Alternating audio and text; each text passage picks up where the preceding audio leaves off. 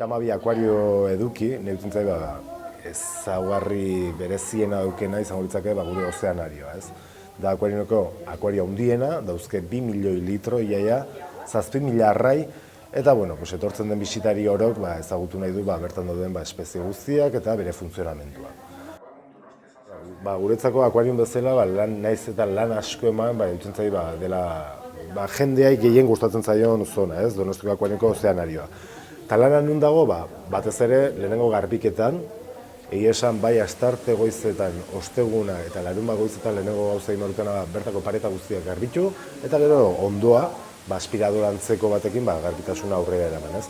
Eta ondoren, espektakulo gisa ere bai, jendea asko eta asko gerturatzen da, bertako nola ematen jogun jatera bertako animaliei, ez? Hori egiten dugu ere bai, astean 3 aldiz.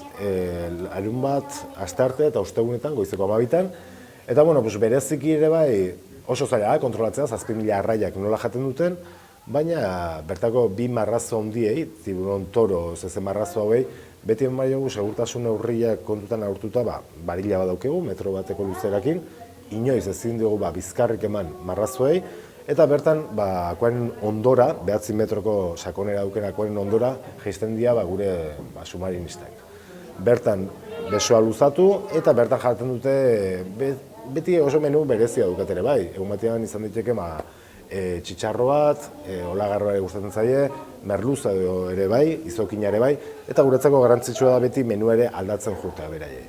Beste arrai guztiei egiten dugu bolantzeko batzu dauzkegu, plastikozkok, zulo batekin, arrai mota desberdina txikitu, eta ondoan jartzen ditugu, eta burruka txiki bat ere sortzen da arrai guztien artean, superbidentzi bezala jateko orduan, ez?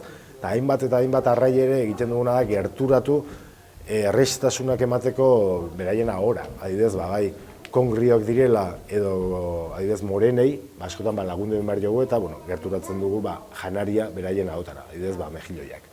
Animatu jendeari ere bai, norbait ere ausarta balima da eta gustatzen bazaio submarinismo mundu hau, aurraien kontaktu hau bertan eukitzeko, larunbat goizetan, goizeko 12etan, egiten dugu inmersio bat.